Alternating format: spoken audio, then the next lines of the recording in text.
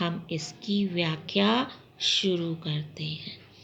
नाथ शंभु धनु भंज निहारा, होइए केउ इक दास तुम्हारा।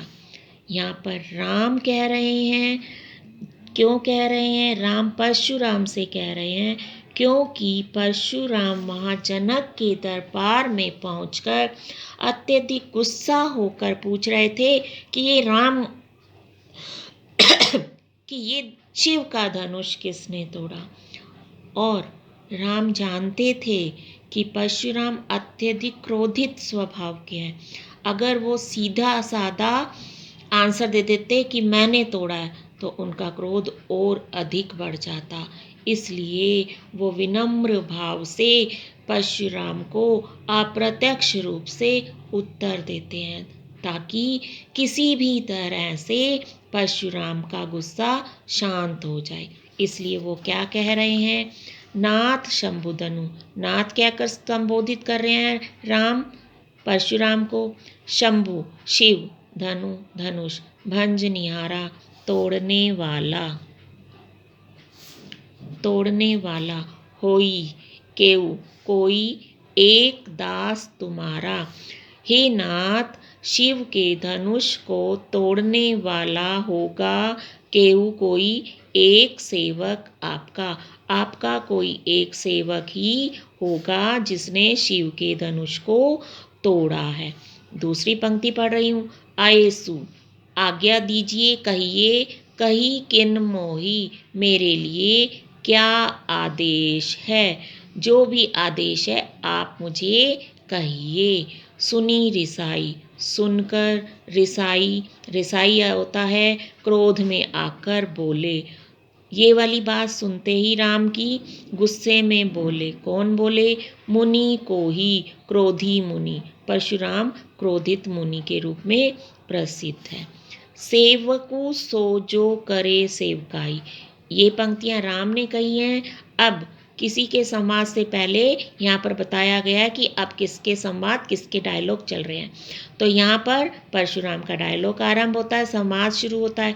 सेवक तो वह होता है जो सेवकाई करे, सेवा का कार्य करता है। परशुराम जी कहते हैं सेवक तो उसे कहते हैं, या सेवक तो सो वह होता है जो सेवा का कार्य करता है। अरि करनी, अरि होता है शत्रु, शत्रुता करने वाले से तो की जाती है क्या? लड़ाई। शत्रुता करने वाले से तो लड़ाई ही की जाती है। अगली पंक्ति। सुनो राम, हे राम सुनो, जेही जिसने शिव धनु, शिव के धनुष को तोड़ा है। हे राम सुनो, जिसने भी शिव के धनुष को तोड़ा है। सहस्र बाहु, सहस्र होता है हजार भुजाओं वाला, एक राजा का नाम है कि वो बहुत शक्तिशाली था। इसके बारे में जो एक कथा है वो मैं इस पद के अंत में बताऊंगी आपको। पहले इसकी व्याख्या समझ लीजिए। सहस्र बाहु, हजार भुजाओं वाले राजा के समान, सो वह, रिपु होता है शत्रु मोरा, वह मेरा शत्रु है। हे राम सुनो, जिसने भी शिव के धनुष को तोड़ा है, सहस्र बाहु राजा के समान, वह मेरा शत्रु है। अगली लाइन। सो बिलगाऊ बिहाई समाजा, सो वह, बिलगाऊ होता है छोड़कर, अलग हो जाए। बिहाई, सो बिलगाऊ बिहाई समाजा, सॉरी, बिहाई का अभिप्राय है छोड़कर और बिलगाऊ का अर्थ है अलग होना। यहाँ पर परशुराम जी कहते हैं वह इस समाज को छोड़कर अलग हो जाए, यानी इतने सारे लोग थे उसमें से मेरे सामने आ जाए जिसने भी ये शिव के धनुष को तोड़ा है।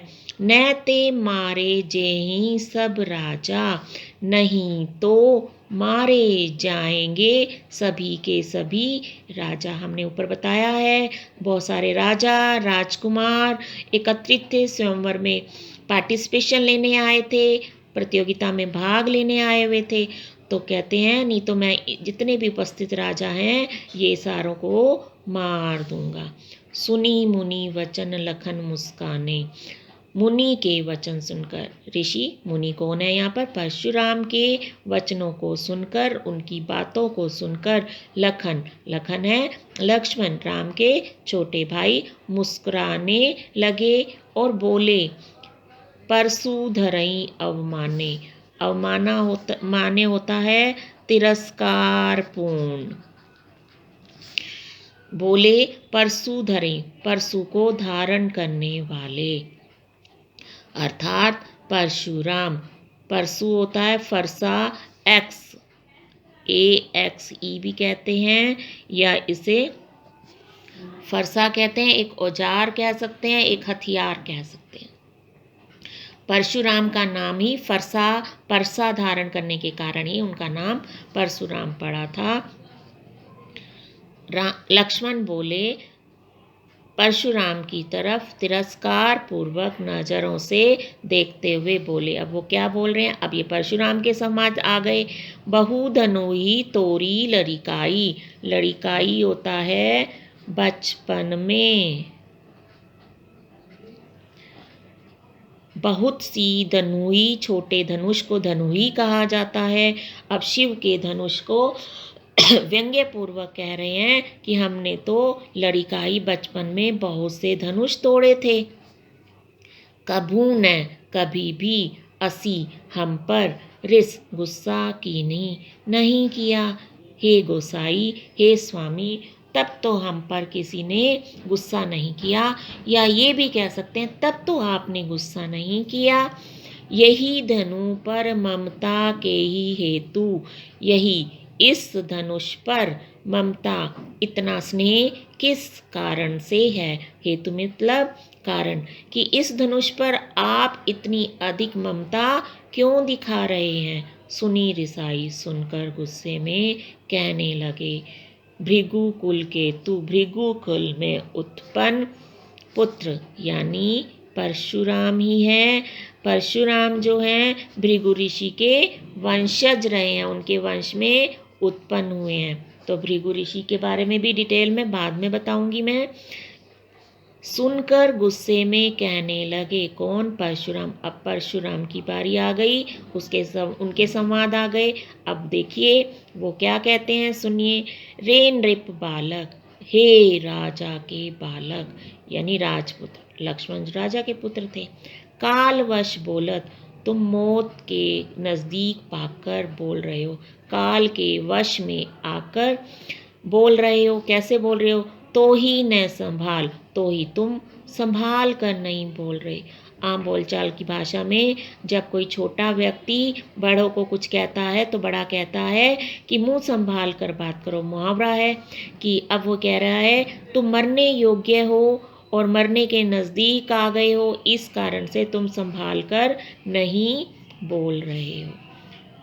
किस लिए, क्या कहते हैं, धनुई सम, त्रिपुरारी धनु। त्रिपुरारी कौन है, त्रिपुरारी जिसके 3 नयन हैं, शिव। शिव के धनुष को तुम क्या बता रहे हो, धनुई के समान बता रहे हो। विदित, विदित मीन्स जानता है। सकल सारा, संसार, संसार मतलब जगत, सारा संसार जानता है।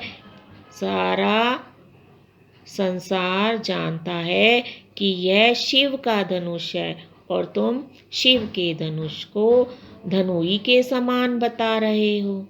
यहाँ हमारा पहली पद की चौपाइयाँ और दोहा समाप्त होता है। इसकी विशेषताएं मैंने आपको साथ साथ लिख दी थी, और अगला जो चौपाई और दोहा है वो हम अगली क्लास में आपको पढ़ाएंगे। धन्यवाद।